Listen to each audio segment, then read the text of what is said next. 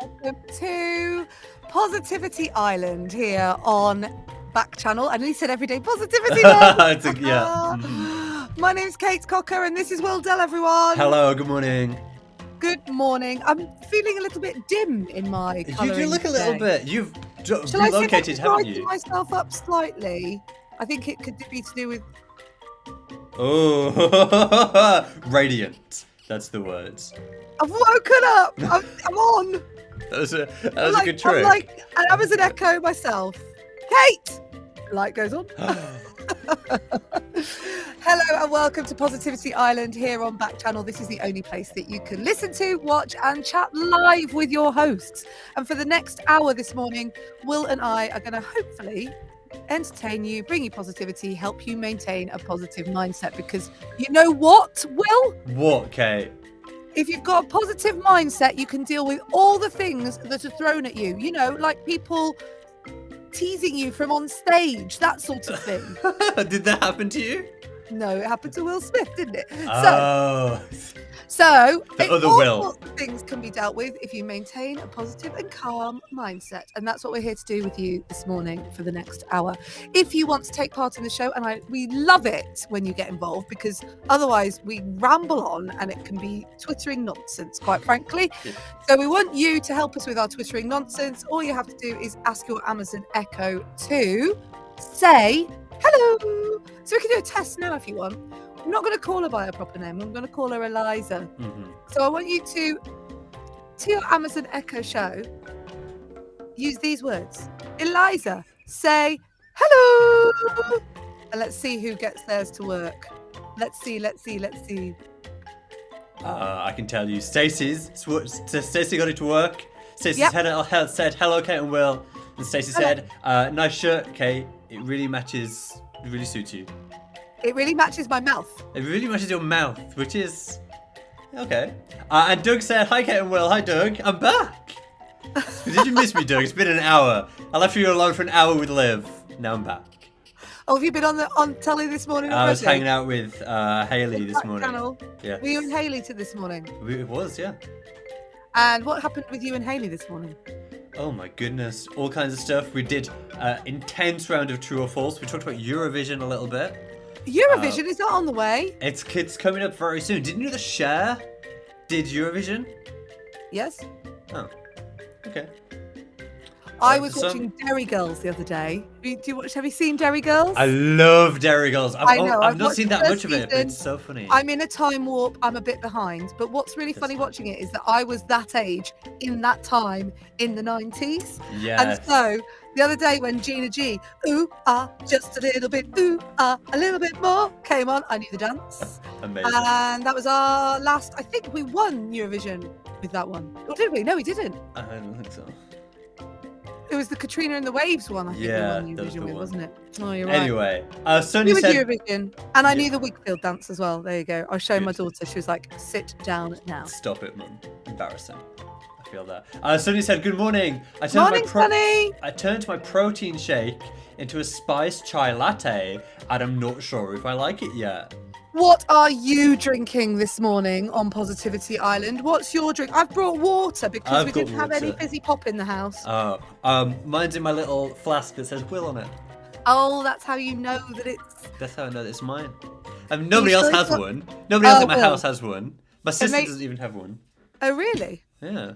So it's not like Love Island where they've all got their names on the bottles. No, it's not. It's not like that. Except it's not where you keep your will. It's your will bottle. The last will and testament. I don't know. I've got my British Podcast Awards blanket today.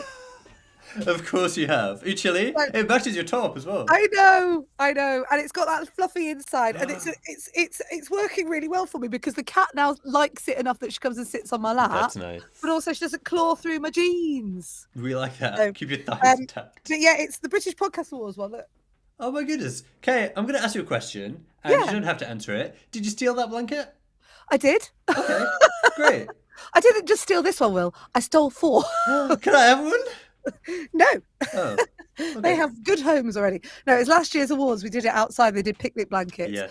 And I took one thinking, I am going to sneak this one out the building. How do I stuff it up my dress like that? And then I realised they were rolling them up and putting them out to be taken. So I scooped up a You few just took and them. Okay. carried them through London.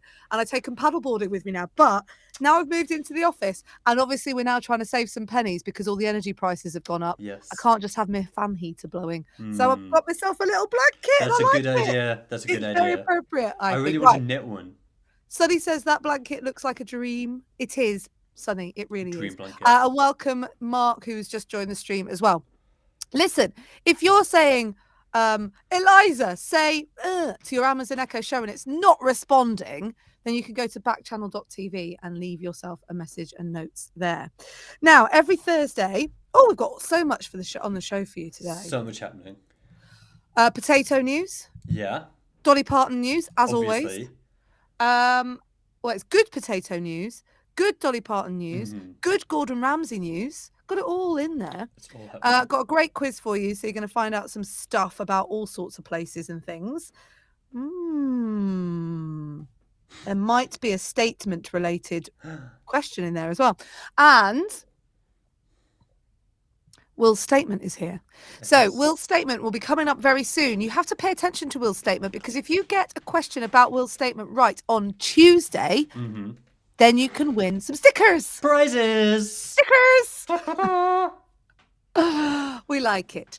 So that will be coming up in a minute. Have you got yourself a jingle for it yet? Sure. Okay. So first of all, though,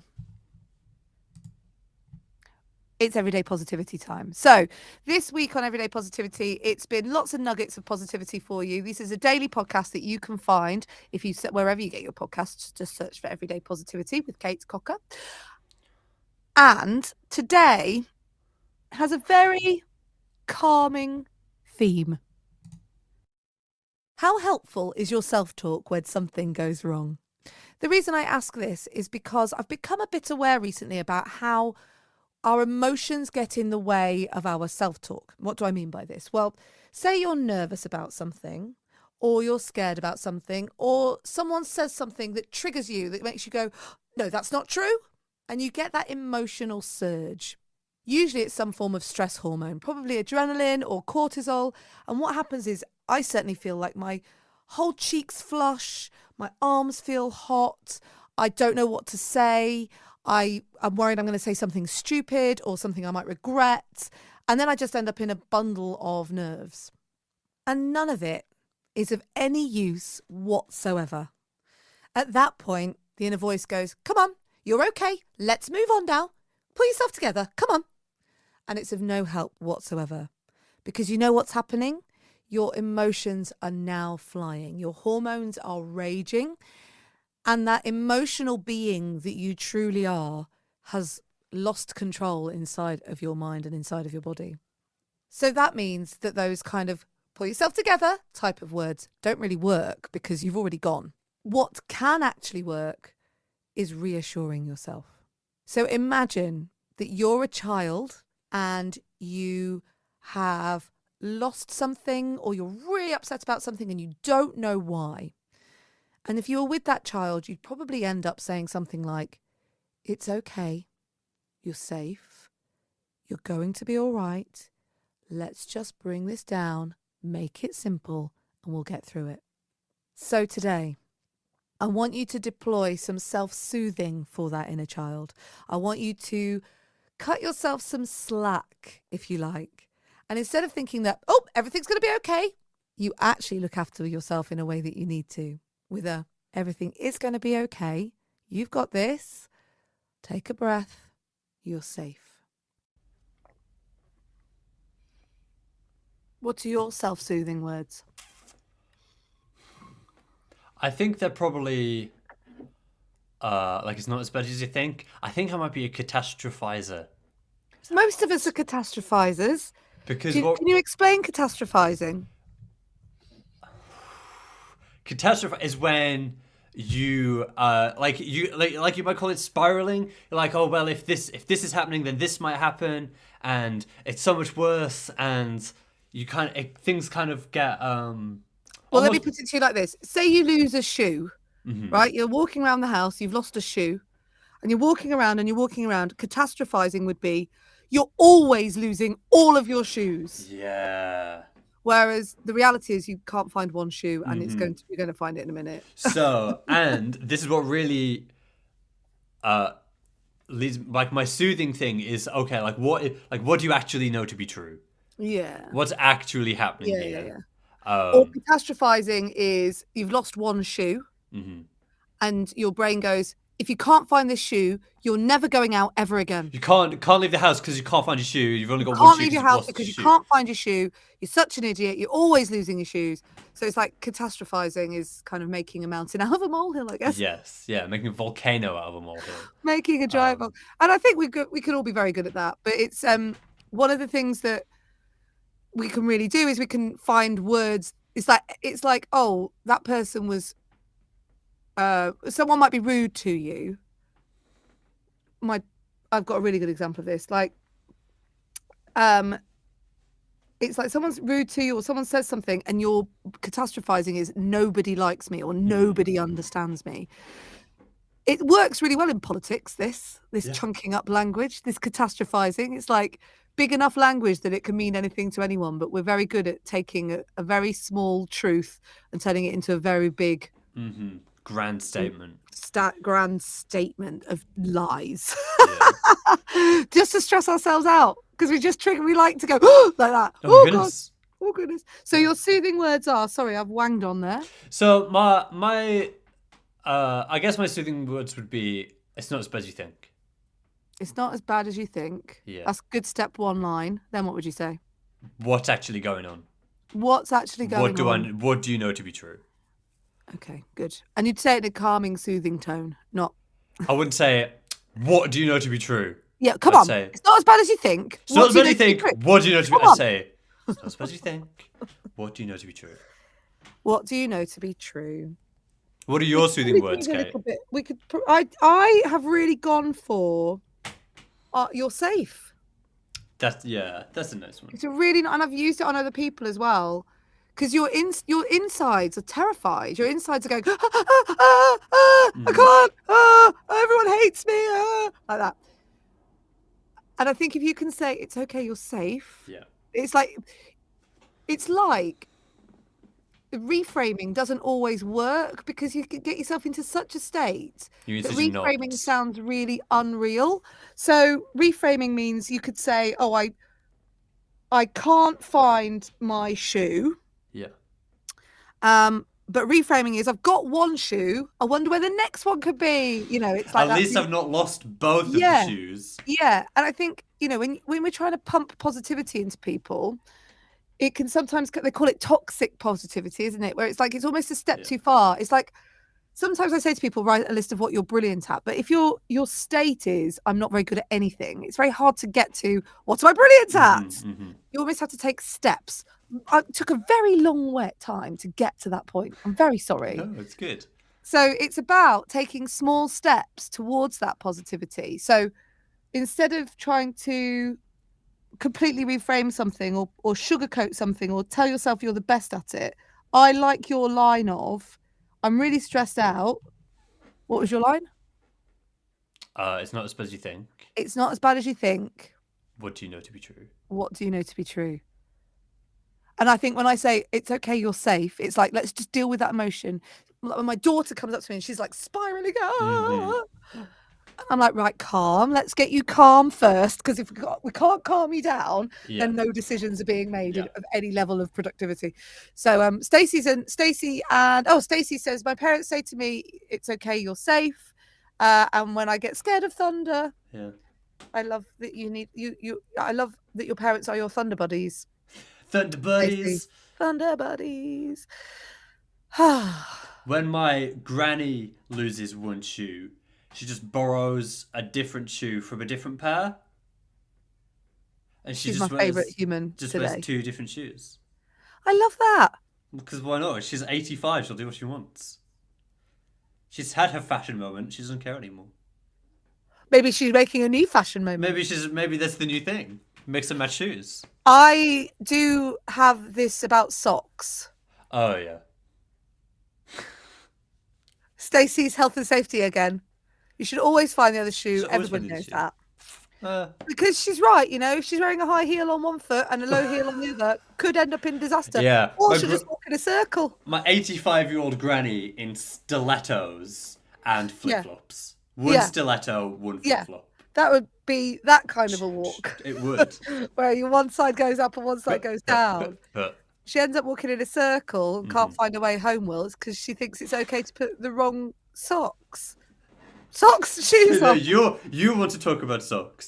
I do. So I got a load of coloured socks for Christmas because I watched that Get Back documentary and John Lennon was wearing a really lovely pair of white trainers with red socks. And I said to my husband, that's me for 2022. I'm going for coloured socks.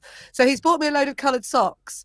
And so I've been wearing matching pairs. And then yesterday I had to go to the gym and I was in a rush and I did what I used to do old school, found a non-matching pair because life's too short to find matching pairs. Life is too short to match socks. Yeah, I agree, except for the fact that if you've got bright yellow socks and bright orange socks and bright red socks, then they we'll come to that in a minute. Then it is a bit obvious, and it's easy to find the matching pair, right? Yeah.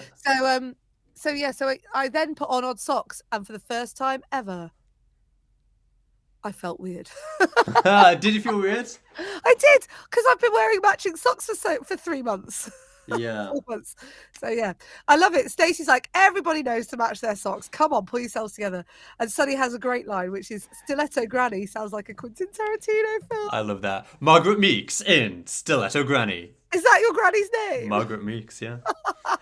You've got such great names in you. Will Dell's a great name. Yeah. Margaret Meeks is a great name. Maggie Meeks. Maggie Meeks, yeah, that's what we call her. If my sister marries her current long-term boyfriend, she'll become Elizabeth Hall. And if that isn't a Bridgerton character, I'm leaving. Or Somewhere to Live. Yeah, should we go to Elizabeth Hall for cream tea, darling? Would you like to join me at Elizabeth Hall? Oh, Will. To be fair, my sister-in-law, Jen Rouse, has a boyfriend, partner, and they have children together, and his name is Matt Dance. And when they had kids, I kept on saying, can we call one of the kids, when the first kid came, Josh Dance. I'm like, yep, fine. Yeah, he will Second kid, I think they knew it was going to be a boy. I was like, call it Les. Les Dance. Because then you can go, Les Dance. That is incredible. Matt Dance. But they did not. He is called Alfie Dance. Yeah, okay. Which is a good name. Yeah. He's But born Jen, to be on Broadway. He needs to marry her. Then she could be Jen Dance.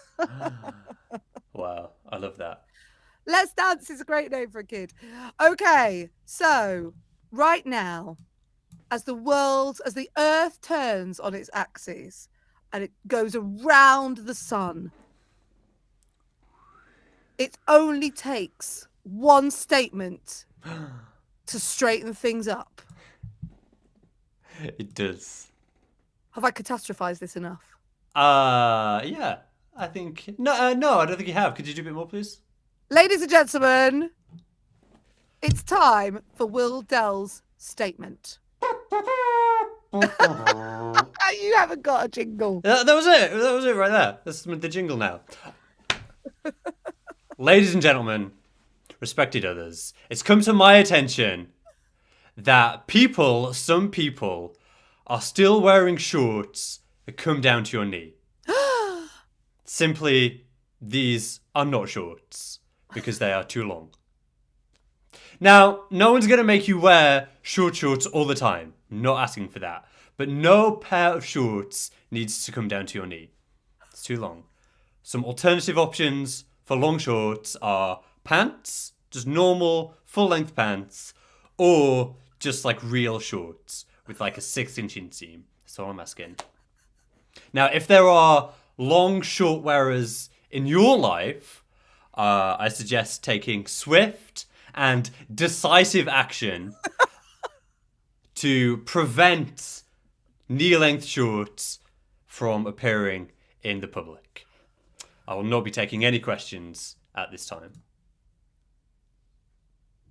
What constitutes a proper length short? If it comes as above the just, I need it to come an inch above your knee at least for it to be Right. considered a short. So are we saying before the knee, short, Yeah. after the knee, wrong? Nonsense. There's like pants that aren't big enough. Okay. And but I don't think that the universe has invented a good male short, really.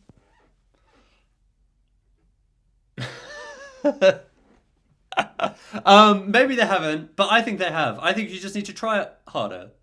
Sonny says, Will, these thunder thighs demand long shorts. Trust me on this. I mean, Sonny... That's not what you mean, is it? You don't mean hot pants. No, I'm not asking you to wear short... Daisy Dukes. I'm not asking you to wear... Yeah. I'm not asking you to wear hot pants. Or pants it. That's... Yeah. I'm just saying, like, you could wear, like, this, just the long shorts. Like, cargo pants. No. I like that all your statements are ending. I'm not taking any further questions at this time. Not taking any further questions. And yeah, I have a good old chit chat with you afterwards. I mean, that's fine. By further questions, what I mean is, I don't know. You cannot be budged on this statement. That means that I say a hill I'm willing to die on. Also, that's just how I feel like statements should end. Like if I was doing a press conference. No further questions. That's just how I feel like it should end. How else do you end a statement? Okay, thanks, bye. Love you. See you later.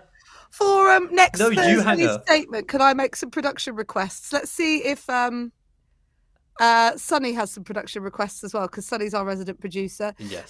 Sonny says, I also dislike the look of knee shorts. I feel. Yes, that's the one I'm talking about. Do we go into Lycra at this point, or do we leave them separate from this conversation? That's a whole different statement, Kate. Okay, a whole different statement. All right. Well, my production would be, I would like the production suggestion on this. I'd like you to get a lectern, please. Yeah. Okay. Or maybe we film you on a lectern, and we on like a podium of some kind with those some goofy microphones. Statement, I think. Yeah. Of you doing some goofy statement. Okay, so I hope you paid attention then, because on Tuesday, thank you. God. On Tuesday's show, we'll be asking you a question. We'll ask you a question about his statement, and the correct answer will be drawn out of a hat, and you will win some stickers. We're going to get some Positivity Island / Everyday Positivity stickers that you can use to positivity mindset yourself. I don't know what I'm saying. No. Right, I think it's time for some good news, because this Earth, it needs a spinning. It's a hearty bomb. Maine sends 21 million pounds of potatoes. Is that enough potatoes for you?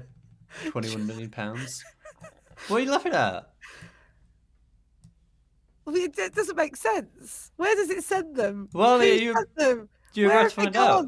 You're about to find out. I bet you could slap a podium here on my background. Yeah, you're right.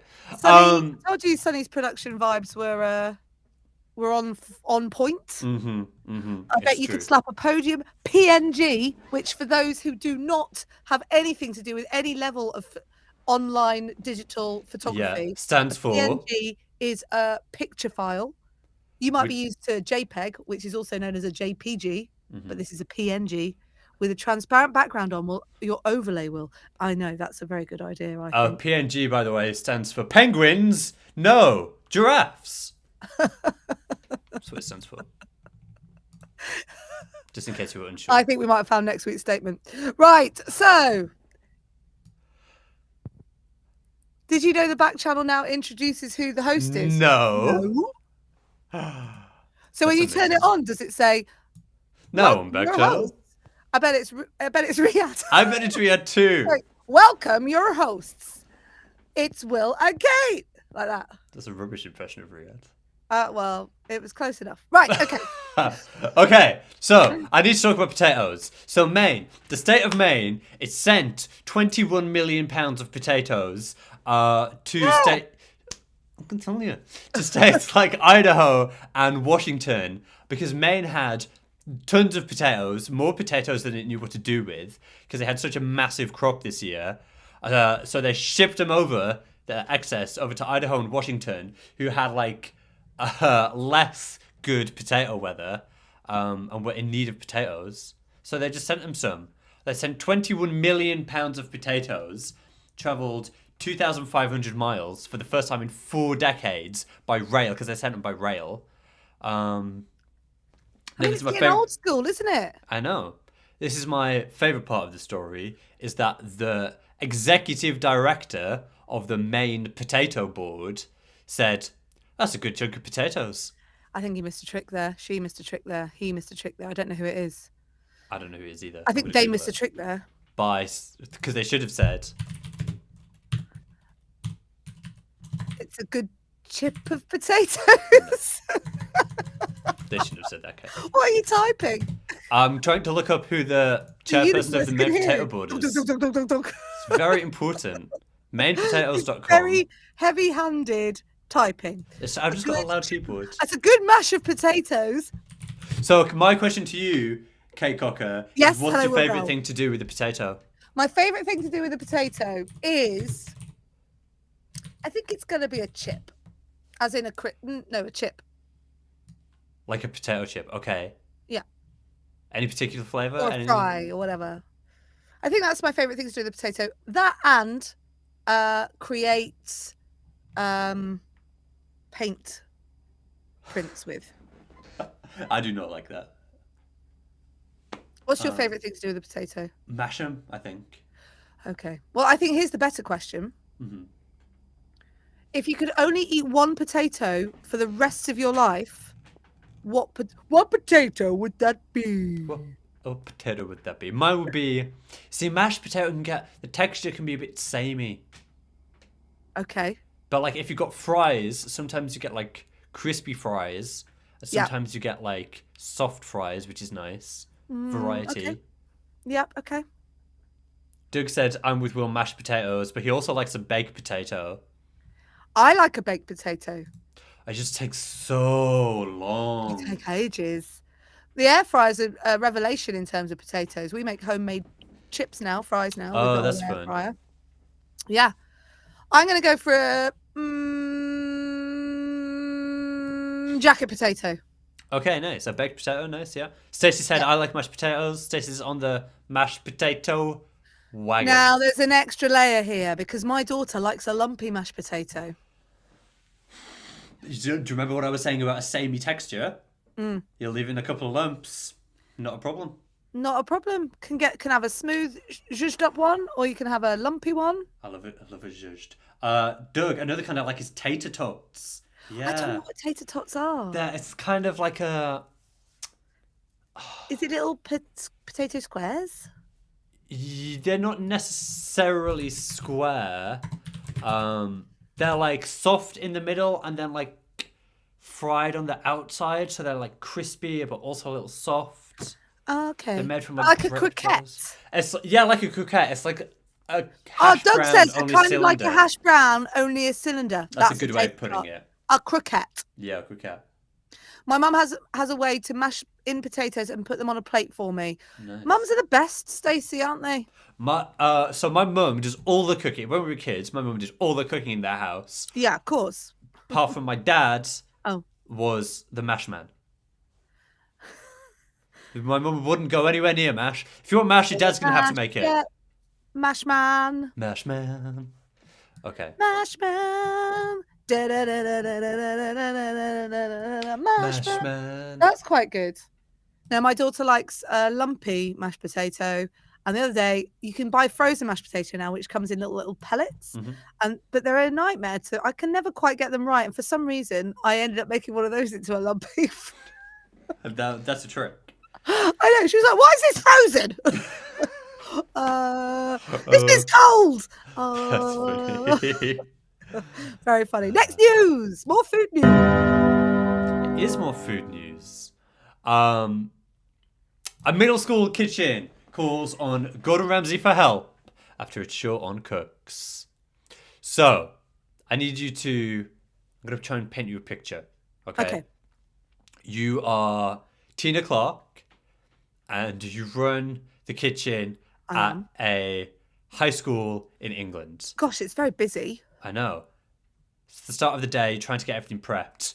And these kids, you don't know if they're going to like the stuff you make. I know. And now, all of a sudden, 2 of your employees are out sick. Where are they? They can't make it in today. No. I know. And I've had to do that phone call because I'm Tina Clark. I've had to do that phone call where I've gone, oh, okay, well, you rest up and make sure you're better. And I put the phone down and gone, I know. But what's that you can hear in the background? Is that Gordon Ramsay being interviewed on BBC Radio 2? I think it is. I think it is. So you're like, I know. I'll phone in to the BBC Radio 2 show that Gordon Ramsay's in. Isn't it? I'm going to phone in. I'm going to phone in and I'm going to ask Gordon Ramsay if he'll come and help me. So you go, beep, beep, boop, boop, boop, boop, boop. Hello, is that the BBC? I went, well, okay, I'm a little bit younger than you, so it's taking me a little bit longer. Yeah. Come on, Tina, quick! The segment's about to finish on the radio. Yeah, and so you call the show. You get onto BBC Radio 2, and you're like, "Hi, my name's Tina Clark." And I'll do it. Okay, yeah. I just wondered if Gordon would help me today and give me a hand after his interview. I've run out of stuff. I ain't got no staff. Now, Gordon Ramsay says, "Oh, hi, Tater Clark. My name's Gordon Ramsay, and no, I don't think we could do that today. We could do that today." But he is like, but I can send you one of my top guys. No way. So Gordon Ramsay dispatches from the Gordon Ramsay camp. I need to stay in character. So, 20 minutes pass, and then there's a knock at your kitchen door. Yeah. Hello. And it's none other than Rob Cameron, the chef from Gordon Ramsay's Lucky Cat restaurant in London. And he's like, "Hi, I'm here to help you make school lunch." Now, I've got to say that Rob Roy Cameron sounds like a mashed potato style, doesn't it? You know, like you get champion mash. But Rob Roy, it sounds like Rob Roy sounds like some sort of meal. Oh, can you have that Rob Roy, love? Hello, I'm Rob Roy Cameron Mash. Nonsense. I'm the mash man. I'm the mash man. That's funny. So Rob Roy Cameron, via a cab from the Lucky Cat restaurant in London, goes over to make cauliflower cheese for the students. And Tina, so you're Tina Clark. You're like, "Hi, Rob Roy Cameron. Please, can you make me some?" Can I do the next quote? I'll just see what the quote is. Of course you can. I'll do it. So okay. So let me paint the picture. So you've dispatched Rob Roy Cameron to go and make you Gordon some. Ramsay has. So you're Tina. Rob Roy Cameron's in your kitchen in your high school making cauliflower cheese. Yes. And you're thinking, I'm sure he was terrified by having these 3 menopausal women around him in the kitchen all day. I'm sure he's worked in some very stressful situations. That'd be one of them. I forgot what I was doing. It's broccoli cheese. No, cauliflower cheese. Sorry, I said the wrong word. What a day for that school. Yeah, I know. Imagine that happening in real life. And just, obviously she didn't. I don't know what Tina was expecting when she phoned up BBC Radio 2. I know. But I don't know if it was that. Great story. Good on Next. Gordon. Second graders help shelter pups find their forever home. Oh, nice title, sir. Thanks. I copied and pasted it. I'll take no further questions. There's no further questions at this time. No further questions. Students at a school in Virginia, they were set a persuasive writing assignment. And what they had to do is write a letter in the voice of one of the 24 animals at their local animal shelter. It's 23 dogs and 1 cat. Nice. To get people to adopt them. And so far, all of the students' letters have been effective because only 4 dogs remain. I'm going to bring up this image if you're watching on an Echo show. I'll describe it.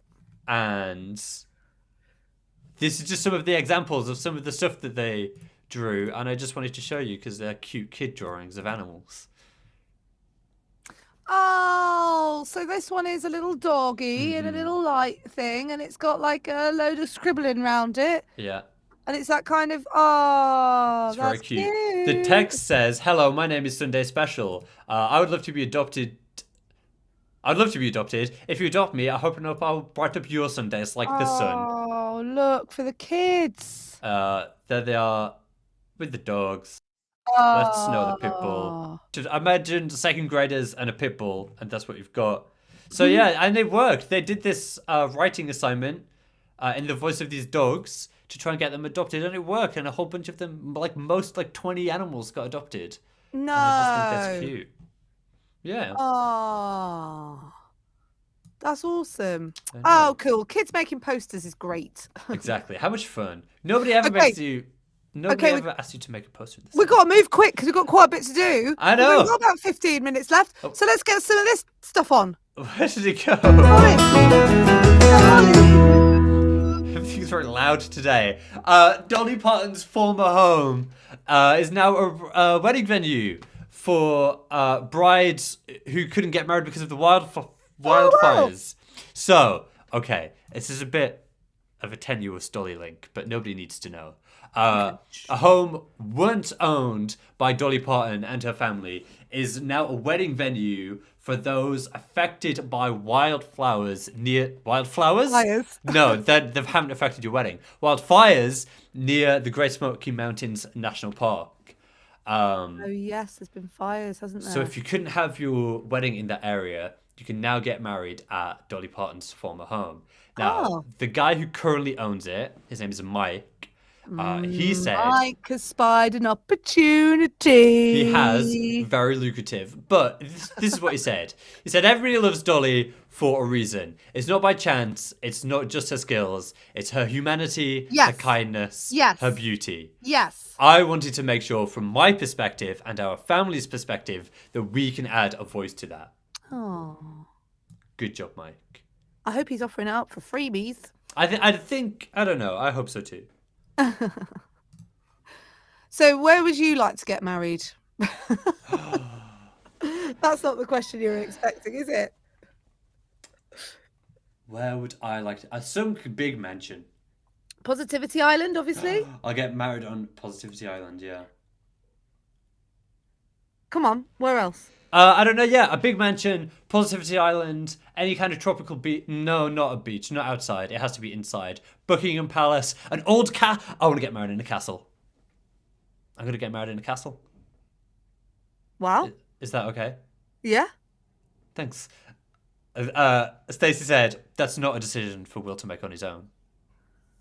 My non-existent boyfriend gets zero input into where we're getting married because it's going to be a castle. So I think you have to, when you get together with someone, you have to say, it has to be one of your lines. Would you get married in a castle? Yeah, so you're saying first date question. First date question. We're going to get married in a castle. Is that okay? Yeah. Cool. I think that'll work out. Dating advice from Will and Kate. Don't do that. No, don't do that. In fact, just don't talk on a first date. Just not me. I can't say anything. I get myself into all kinds of trouble. I'm just here to observe. I will not be taking That's further also questions not at this correct time. advice. We're giving. We should do it. Oh, how legally stable do you think a feature called incorrect advice? Oh yeah, great. Let's go for it. Really, especially dating advice. I'm single, and you've been with the same man since you were 14. Exactly. So doing it wrong. we don't know what we're talking about. We'll Let's just make it up as we go along, isn't everyone? Yes. All right, then. Now it's time for this.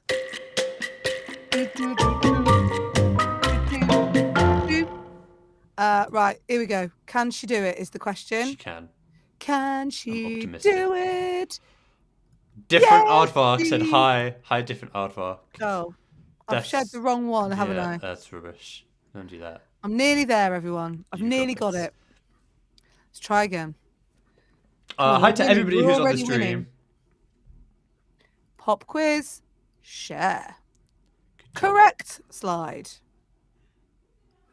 There we go. I'm very happy. We've got the title slide up. Good. Here we go. Will Hi. and you at home. Oh, I know this. Which of these is not a type of pasta? Is it A, fettuccine, B, mafaldi, Sounds like Mialdi.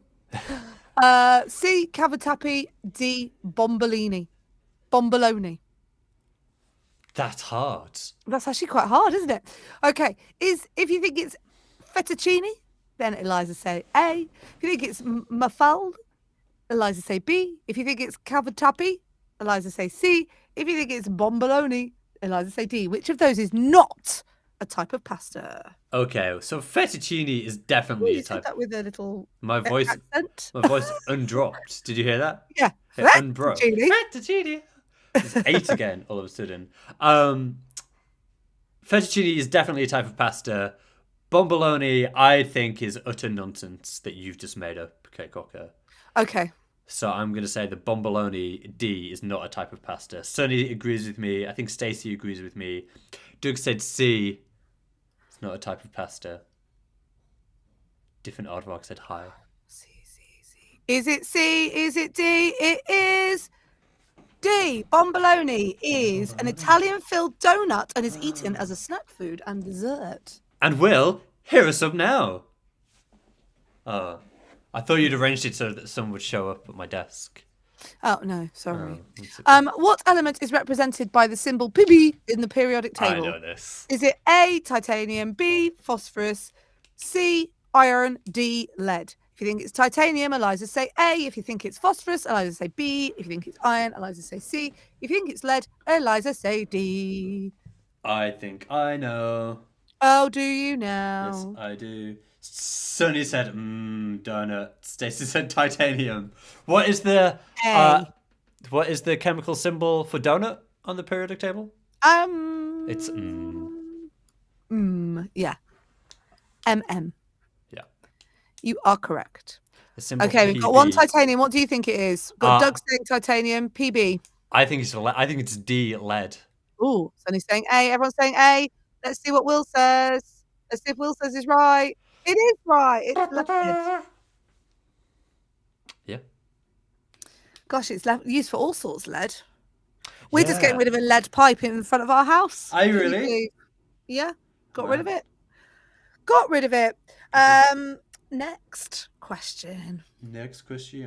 Approximately how long is the Great Wall of China? China, said it wrong. Great Wall of China to the nearest 1,000 miles. A, 13,000.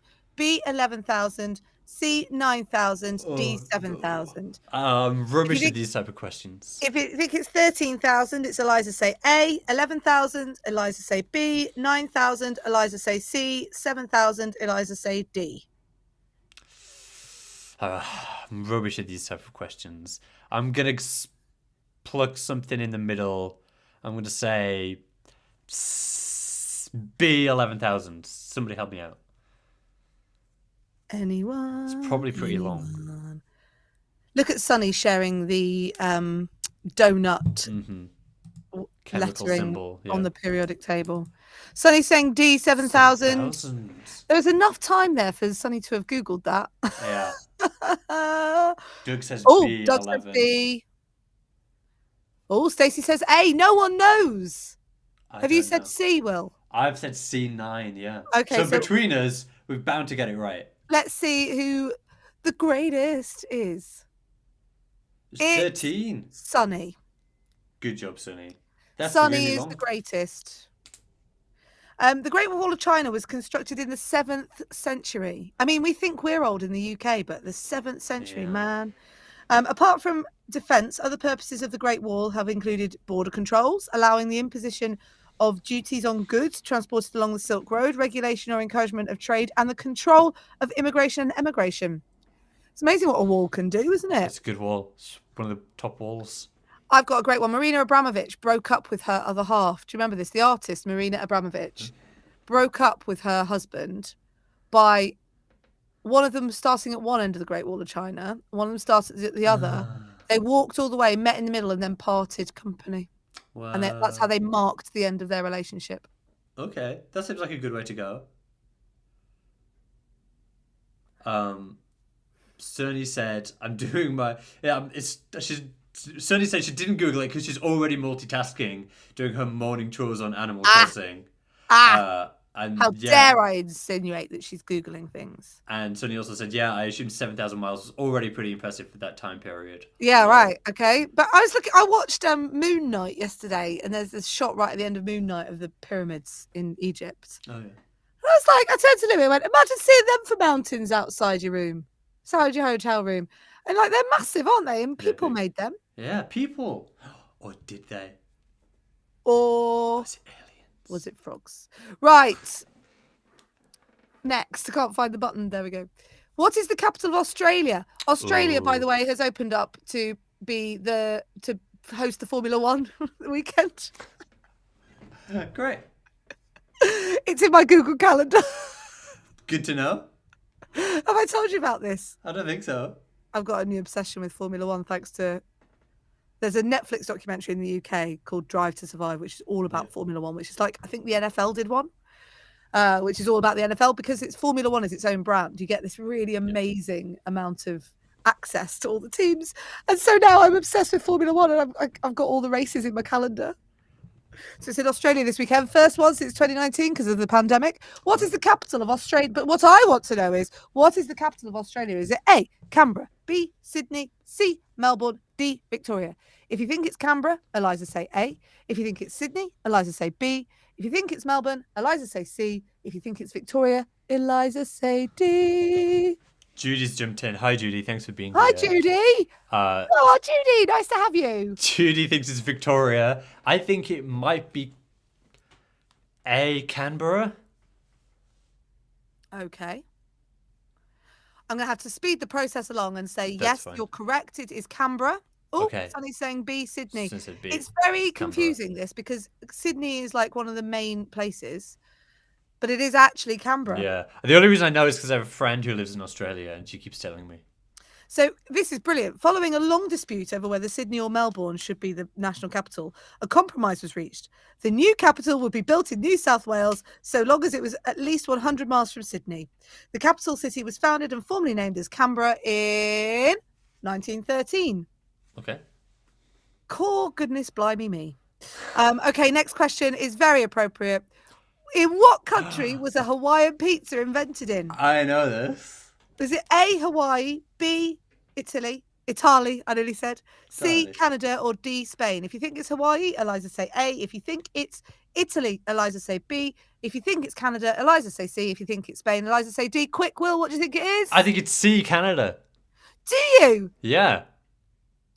You're correct. I know, yeah. C, Canada. Pineapple on pizza originated in the small town of Chatham, Ontario, which is in Canada, far from the beaches of Hawaii that have become the namesake for the dish. I'm pretty sure it was invented by like a Greek guy living in Canada. I think he was Greek. And that's the end of the quiz. Do you want your positivity activity? I do. Okay. Will, I've got a new book this week. Have you? Yeah, hang on. I'm just going to get it. Okay, bye. See, thanks for coming. Thanks for everybody for helping us out with the trivia. Library, floordrobe is what I sometimes call it. Yeah. Oh, look, it's green. It's purple. This is Dr. Rangan Chatterjee's Happy Mind, Happy Life. 10 simple ways to feel great every day. A science-backed guide to a calmer, happier you. And what I like about it is that number 2 on the tips of how to be happier is, she says, is eliminate choice. Yes. What he talks about is like micro doses of stress every day come from having to make decisions all the time. And some people find that really stressful. I find making decisions really stressful. And this is like our future butler. We have a future butler process, don't we? Where we make the decision earlier on and then we lay out our clothes for us so we don't have to decide what to wear. But you can eliminate decisions by doing things like shopping in Aldi, where there are less things to buy. Yeah, you can. Or having the same outfit to wear every single day, or having a morning routine that you know you just do every single day. And these are the things that can reduce those microdoses of stress every single day and allow you to have the stress levels that can deal with the stuff that bothers you. So today, in terms of your positivity activity, I want you to think about, how can I eliminate some choice from my life? And then eliminate it. Yeah. The example that you give on today's episode of Everyday Positivity is do a meal plan. Do a meal plan.